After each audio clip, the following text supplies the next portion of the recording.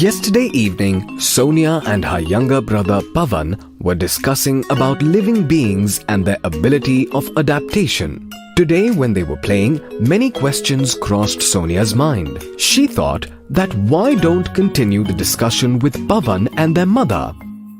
Mother, yesterday Pavan and I were discussing about the adaptive capability of animals according to the environment.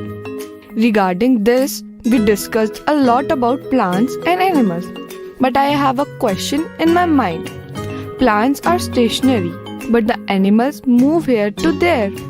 Similarly, many non-living objects stay affixed at a place, but others are not, like air and water. Yes, you are right. But what is your question, Sonia? I am thinking that which are those things which differentiate living things from non-living things. It is an interesting question. Some things are easier to comprehend. For example, how living organisms grow. We are so small at the time of birth and gradually grow and become adults. Animals like birds and reptiles lay eggs, from which their babies come out. Then they grow and become adults.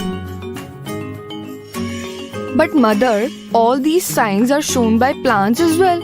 I can understand one thing, that all living organisms consume food, from which they get nutrients and energy.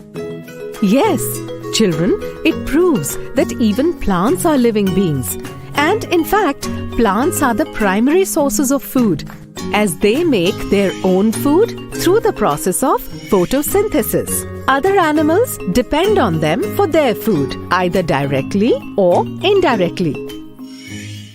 Sonia, one more thing. The organisms consume food, out of which a part of food which is unused by the body is excreted by them in the form of urine and stool. All the organisms do this. What?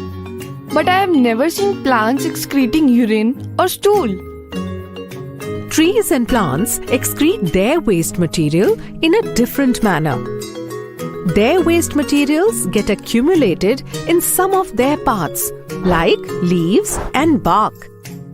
When too much waste gets accumulated, the trees shed their leaves and barks. Oh, it means that all the animals consume food and excrete. Sonia, yesterday were we not trying to hold our breath underwater? All living beings breathe too, and that too in different ways.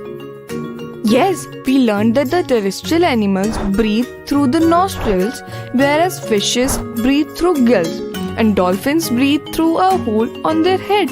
Some other animals breathe through their skin as well, like earthworms. And some animals, like frogs, can breathe both in water and on land. In water, they breathe through their skin, and on land, they breathe through their nostrils. Yes, and isn't it interesting that plants breathe differently in days and nights? During the day, through the process of photosynthesis, oxygen is generated. They use the oxygen according to their need and release the rest in the atmosphere. On the other hand, after sunset, plants are unable to perform photosynthesis and start taking oxygen in and release carbon dioxide. All this is so amazing, right? There are so many unbelievable animals in this world, possessing variations among them. Yes, you are right. But along with these variations, they share many similarities as well. Like, animals can adapt as per their habitat. They respire, consume food, and excrete. Some animals walk and jump as per their will. And there is one more task performed by all living beings. What is that? That is reproduction. It is the process through which animals multiply. Some organisms lay eggs and some give birth to their young ones. Yes, even plants reproduce through seeds. Even the roots and stems of some plants have the capability to reproduce.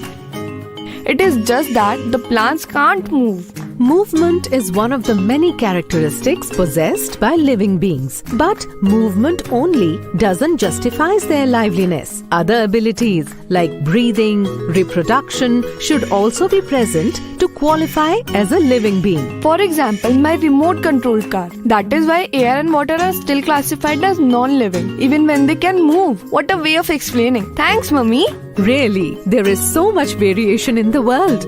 We have discussed about only a few animals. In forests, water bodies, deserts, and grasslands, there are so many animals about which we don't even know. And there are so many microorganisms that live in our surrounding air, soil, the food we eat, and even within ourselves in our body. Yes, and the qualities we have discussed now taught us about how living beings are different from non-living beings. This is so interesting. In the coming summer vacation, we should visit somewhere where we can observe a lot of amazing animals. That is why I have thought that we should visit rainforests of Kerala this summer vacation. Yay!